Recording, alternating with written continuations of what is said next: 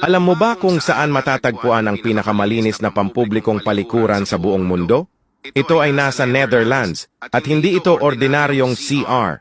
Fully automated ang design nito at may 2 toilet sa loob. Pagkatapos gamitin ng isang tao, nagsisimula agad ang floor washing cycle.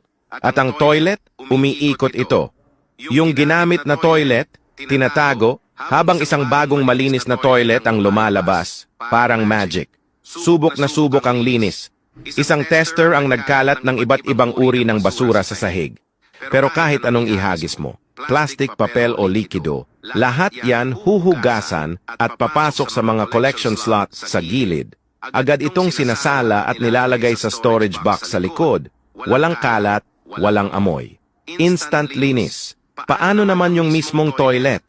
Yung ginamit na toilet ay iniikot papunta sa likod, kung saan ito ay papasok sa isang washing room. May bababang glass panel para takpan ito.